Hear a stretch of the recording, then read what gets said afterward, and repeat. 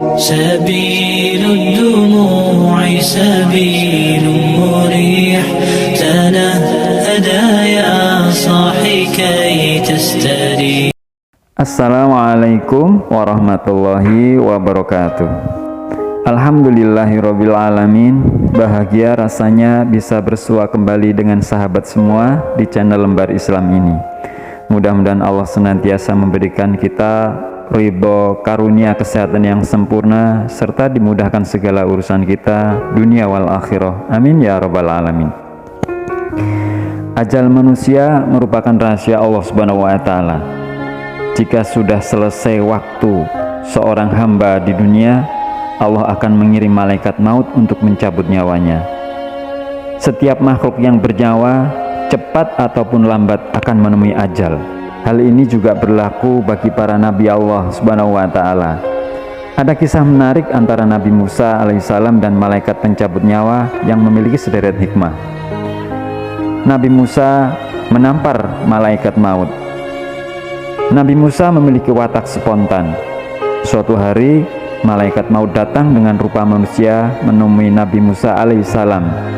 Saat datang, malaikat Israel langsung menubruk Nabi Musa alaihissalam secara tiba-tiba, seraya berujar, "Penuhi panggilan Tuhanmu." Ketika itu, Nabi Musa alaihissalam tidak mengenal jika orang itu adalah malaikat Israel. Dia mengira bahwa orang itu adalah musuh yang akan membunuhnya.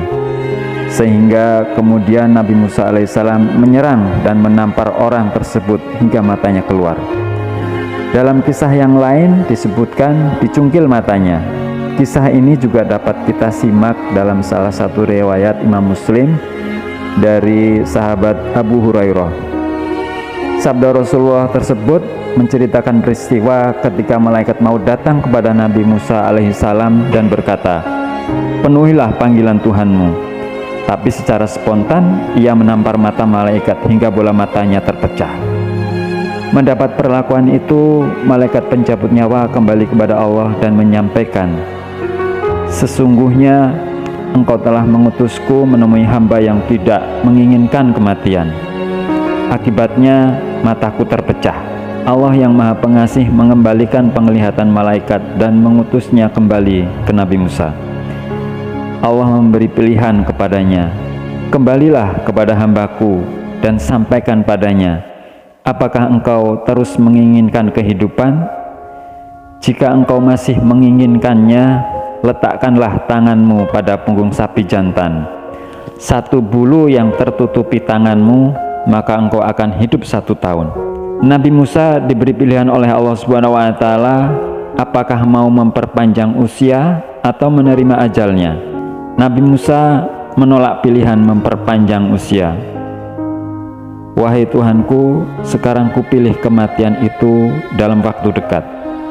Lalu dia menyampaikan keinginannya, "Matikanlah aku dekat tanah suci, Baitul Maqdis, sedekat lemparan batu." Hikmah di balik peristiwa tersebut menunjukkan bahwa sebelum dicabut nyawa, para nabi diberikan pilihan, apakah memilih tambahan hidup atau segera berpulang ke rahmat Allah.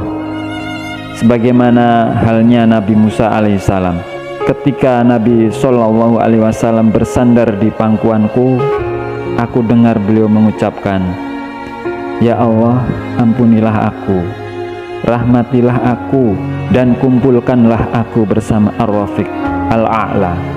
Hadis riwayat Bukhari dan Muslim.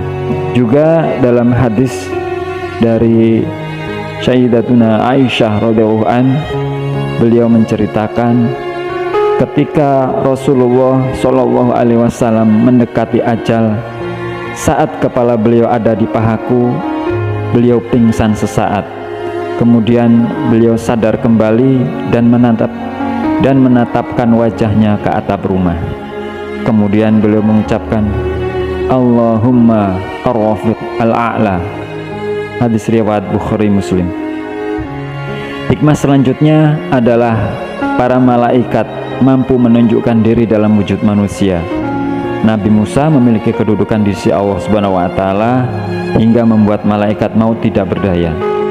Satu hal lagi, bahwa kematian adalah suatu yang pasti dan tak bisa ditolak. Tidak satu manusia pun yang bisa lolos darinya dan bisa ditunda atau dimunculkan barang sesaat pun.